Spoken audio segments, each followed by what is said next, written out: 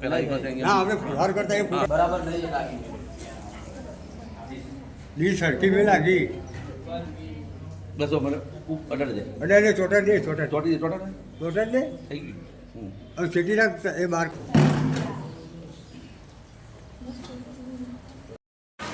જય જય જય જય જય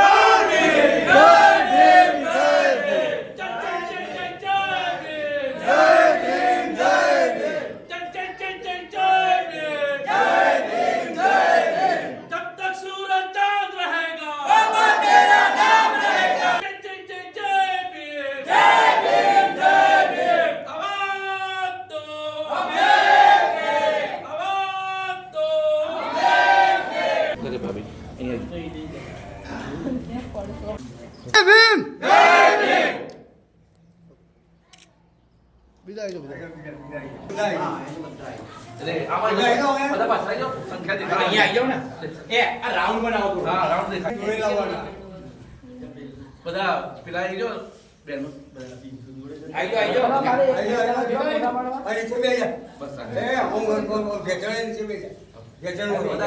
છોકરાઓ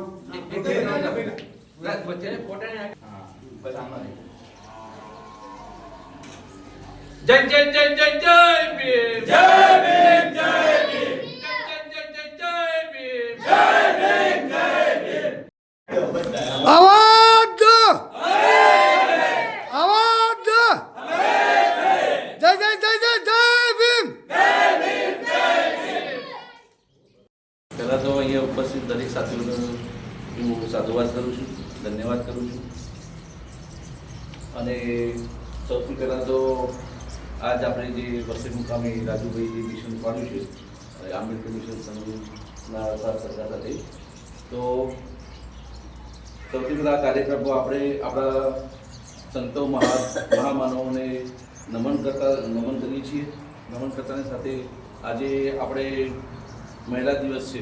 મહિલા દિવસના દિવસે આપણે જ્યોતિબા ફૂલે અને સાવિત્રીબાઈ ફૂલેને જે એમને મહિલા માટે જે ઝુંબેશ પાડી હતી અને મહિલા માટે જે સંઘર્ષો કરી અને સૌપ્રથમ એ મહિલા સ્કૂલ બનાવેલી અને મહિલાઓના ઉત્થાન માટે જે કાર્ય કરેલા, તો આજે આ મહિલા દિવસના દિવસે આપણે સાવિત્રીબાઈ ફૂલે અને જ્યોતિબા ફૂલેને નમન કરીએ છીએ. અને સૌથી પહેલાં આજે મહિલાઓને જે મુક્તિદાતા બાબા સાહેબ છે તેમને આપણે યાદ કરીએ છીએ. જો બાબા સાહેબ ના હોત તો આજ મહિલાને મુક્તિ ના મળી હોત. તો સૌથી પહેલાં જે આજે મહિલા દિવસ છે એના અનુસંધાને બાબા સાહેબના એક મહિલાઓ, ભારત દેશની મહિલાઓએ બાબા સાહેબની ઋણી છે અને બાબા સાહેબ ના હોત તો આજ મહિલા આજે જે પોઝિશન પર છે એ પોઝિશનમાં ના હોત. આજે આ મહાનુભાવોએ બધી વાતો કરી, આપણને બધી જે મિશન વિશે આપણા મહાપુરુષો વિશે અને પરિસ્થિતિ વિશે વાત કરી. પણ હવે મુદ્દાની વાત ઉપર આવે, ઘણો સમય થઈ ગયો છે, તો આપણે મુદ્દાની વાત આવીએ કે ભાઈ આપણે મિશન જે આપણે જાણીએ છીએ કે ગુજરાતભરમાં દિન પ્રતિદિન બનાવ બનતા જાય છે. બરાબર, દિન પ્રતિદિન આપણા સાથે જાતિજોનું પ્રતાડિત કરવામાં આવે છે. આપણા અનુસૂચિત સમાજને, અનુસૂચિત સમાજને જાતિજોનું પ્રતાડિત કરવામાં આવે છે. તો આપણે દરેક કોઈ સમાજ, કોઈ ધર્મ સાથે વિરોધ નથી, પણ જે ગંદી માનસિકતા ધરાવતા લોકો છે આપણા સમાજના વ્યક્તિને પ્રતાડિત કરવામાં આવે છે, જાતિ જોઈને જે પ્રતાડિત કરવામાં આવે છે એના સાથે આપણો વિરોધ છે. એટલે આપણા સમાજમાં દિન પ્રતિદિન તો બનાવ બનતા જાય છે, તો એનો ઉકેલ કઈ રીતના લાવવો, એના માટે આપણે એક આ મિશનની એક શરૂઆત, આપણો પ્રથમ એજન્ડા તો આપણા મહાપુરુષોને ઘર ઘર સુધી પહોંચાડવાનો એજન્ડા છે કે જે આપણે જે એકતા નથી બનતી એનું મૂળ કારણ છે કે આપણી વિચારધારાનો અભાવ છે. તો સૌથી પહેલાં આપણો વિચારધારા છે, વિચારધારા ફેલાવવા માટે આપણે ગામે ગામ પાઠશાળાઓ હોવી જોઈએ.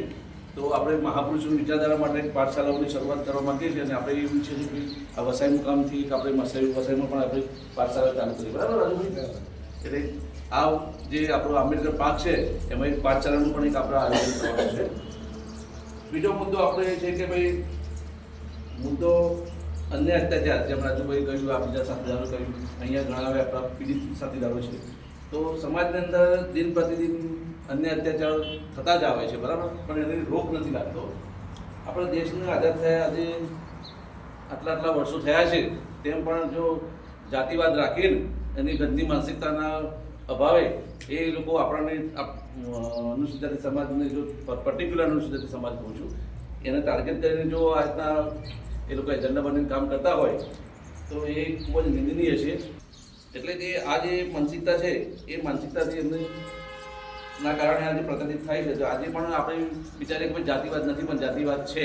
જાતિવાદ ચરણસીમા પર છે, હજુ પણ જાતિવાદ ચરણસીમા છે. આપણે દરેક વ્યક્તિ નથી કહેતા, ઘણા વ્યક્તિઓ નથી પણ એવા જે જાતિમાં માનતા પણ નથી, ભારતીય સંવિધાનને માને છે, બરાબર. પણ જે માનસિકતાવાળા લોકો છે એનો જ આપણો વિરોધ છે. સેકન્ડ મુદ્દો આપણો એવો છે કે ભાઈ અન્યાય અત્યાચાર તો ખરા, પણ સાથે સમાજને મજબૂત કરવા માટે મહત્વનો મુદ્દો છે આર્થિક મુદ્દો. જ્યાં સુધી આપણું આર્થિક પાસું મજબૂત નહીં હોય ત્યાં સુધી આપણે સંઘર્ષો કરવાના છીએ, પણ આર્થિક પાસું આપણું મજબૂત હશે તો આપણે મજબૂતાઈથી સંગઠન મજબૂત કરી શકશું. તો મુદ્દો એવો છે કે ભાઈ આર્થિક પાસું મજબૂત કરવું. તો આર્થિક પાસા માટે મજબૂત કરવા માટે અમે આંબેડકર મિશનનો એક સેકન્ડ મુદ્દો એવો છે કે ભાઈ આપણા ગૃહ ઉદ્યોગ હોવા જોઈએ. ઇન ફ્યુચરમાં કદાચ આપણે બની શકે તો આપણા કોઈ ઉદ્યોગો મોટા મોટા ઉદ્યોગો હોવા જોઈએ. એના માટે ઘણો સંઘર્ષ કરવો પડશે. એટલે આ એજન્ડામાં આપણું આ પણ છે. જ્યાં સુધી જો આપણે ઇન્કમનો સોર્સ હશે તો આપણે મજબૂતાઈથી લડી શકશું. તો એ આપણે ઇન્કમના સોર્સ પણ ઊભા કરવાના સાથીદારો બધા આમાં જેમ ચર્ચાઓ થઈ છે એ પણ આ મિશન ખાલી વાત કરવા માટે નથી કરવું. આપણે ટૂંક સમયમાં થોડું ઘણું ઇમ્પ્લિમેશન આપણે કરી દઈશું. બીજો મુદ્દો છે કે ભાઈ શિક્ષણનું રોજગાર. શિક્ષણમાં આપણા સંકુલો હોવા જોઈએ. હવે આપણે જોઈએ વાત કરીએ કે ભાઈ આપણે પહેલાં તો જાતિના વાડામાં વહેંચાયેલા છે. ના વાત કરીને ગર્વ પડશે, ઘણી વાત છે. દરેક સમાજ અલગ અલગ રીતે પોતપોતાના જાતિના નામના ભવનો બનાવે છે, અલગ અલગ ભવનો બનાવે છે, પણ કોઈને એવું નથી કે આપણે અનુસૂચિત સમાજનું ભવન બનાવીએ. એટલે અત્યારે પણ આપણે જે પેટા જ્ઞાતિઓ છે એમાં પણ ચરણસીમા પણ ચાલે છે, બરાબર. તો એ આપણા મહાપુરુષો શું આના માટે બલિદાન આપ્યું છે?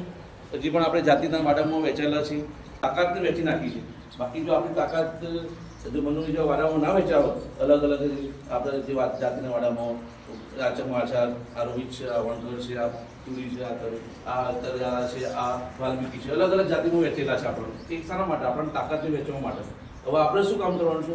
આ દરેકે દરેક અનુસૂચિત સમાજને એક કરવાનું છે. અને ધીમે ધીમે આપણો સમાજ જાગૃત થયો છે તો એક પણ થશે. એટલે આપણો એ મુદ્દો છે કે ભાઈ આ રીતના આપણે એક આપણા સંકુલ પણ હોવા જોઈએ, આપણા ભવન પણ હોવા જોઈએ. અનુસૂચિત ભવન કોઈ પર્ટિક્યુલર કોઈ નહીં, અનુસૂચિત ભવન હોવું જોઈએ. એક અમારો એક અંદર આત્માથી એવું છે કે આવું કંઈક કરીએ આપણે. અને ચોથો આપણો સૌથી વિશેષ મુદ્દો તો ખાસ કરીને એ છે કે તમે જુઓ છો કે ભાઈ આટલું થયા પછી પણ હવે તો પહેલાં તો બાબા સાહેબનો વિરોધ, સંવિધાનનો વિરોધ ખાનગીમાં થતો હતો, હવે તો જાહેરમાં જ વિરોધ થાય છે. તેમ છતાં આપણા લોકોનો ખરેખર જમીન મરી ગયું એવું લાગે છે. કોઈનું પેટનું પાણી નથી ગુજરાતની અંદર. તમે ખાલી જયભીમનો નારા બોલીએ છીએ આપણે, પણ ખરેખર જો જયભીમનો નારા બોલતા હોય તો આપણા મહાપુરુષનું જેનું અપમાન થાય છે ત્યાં સુધી તમે ચૂપ બેસો છો તો એ તો એનાથી વિશેષ તો શું કહેવું. એક આંબેડકર મિશન સંઘનું અમે નામ આપ્યું છે અને એ નામનું હવે છેક જન સુધી ગુજરાતભરમાં અમે ફેલાવવા માગીએ છીએ, ભારતભરમાં ફેલાવવા માગીએ છીએ. શરૂઆતમાં ગુજરાતની અંદર અમે મક્કમતાથી એવા સાથીદારો માગીએ છીએ કે જે ખરેખર સમાજ માટે તત્પર હોય, નિસ્વાર્થ ભાવના હોય, સમાજ માટે કંઈક કરી છૂટવા માગતા હોય એવા સાથીદારોને અમે ટીમ બનાવવા માગીએ છીએ. અને સૌથી છેલ્લામાં છેલ્લો એક આંબેડકર મિશનનો એક સંકલ્પ છે કે ભાઈ આ લોકો સંવિધાન ખતમ કરવાની વાત કરે છે, પણ સંવિધાન ખતમ કરવાની તો દૂરની વસ્તુ છે.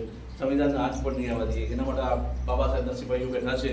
એટલે સંવિધાનની સુરક્ષા કરવી અને આવતો જે સમય છે એ સમયને આપણે જાણીને એ સમયનું જોતા હાલનો આવતી જે પરિસ્થિતિ ધ્યાનમાં રાખીને આપણે એક સંવિધાનની સુરક્ષા એ આપણો સૌથી મહત્વનો મુદ્દો છે.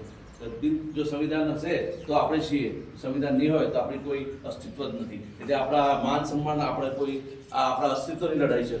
આપણા મહાપુરુષો તો બધું કરીને ગયા, બરાબર. આપણને જે આપણો જે રથ છે એમને તો આ રથ આપીને ગયા, પણ હવે આપણી નૈતિક ફરજ છે કે ભાઈ આ રથને કઈ રીતના બનાવો, બરાબર, બચાવવું.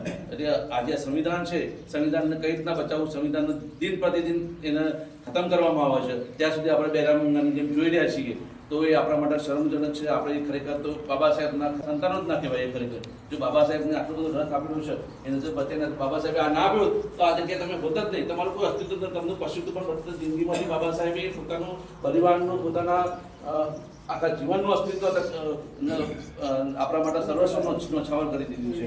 માતા રમાબાઈનો પણ આપણે ખૂબ ખૂબ આભાર માનીએ છીએ. એમનું પણ આપણે નમન કરીએ છીએ કે જો માતા રમાબાઈ ના હોત તો આજે આપણે આ બાબા સાહેબનું જે ડૉક્ટર બાબા સાહેબ બનાવ્યા છે આપણા માટે, આપણા જે ઉત્થાન માટે જે બનાવ્યા હતા એમનો શ્રેય ફળો એ આજે મહિલા દિવસના દિવસે પણ આપણે રમાબાઈને પણ યાદ કરીએ છીએ કે જો રમાબાઈ ના હોત તો આજે આપણે આ જગ્યાએ બાબા સાહેબ ડૉક્ટર બાબા સાહેબ ના હોત અને આપણે આ જગ્યાએ ના હોત. બરાબર. સાથે સાથે કાશીરામ સાહેબનો પણ આપણે ખૂબ ખૂબ આભાર માનીએ કે જેમને બાબા સાહેબનો આ જે રથ છે એને જીવિત રાખી બાબા સાહેબને આપણા વચ્ચે ઉજાગર રાખ્યા. બાબા સાહેબને જો કાશીરામ સાહેબ ના હોત તો બાબા સાહેબને આપણે જાણતા પણ ના હોત. બાબા સાહેબ કોણ હતા એ બાબા સાહેબને લુપ્ત કરી નાખ્યા હોત. તો કાશીરામ સાહેબ આપણા માટે એક મસીહા છે, આપણા માટે એક તારણહાર છે.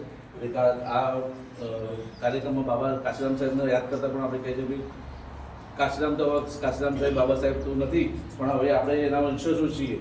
તો આપણે હવે એના માટે શું કરવું છે એ આપણે બધાની નૈતિક ફરજ છે.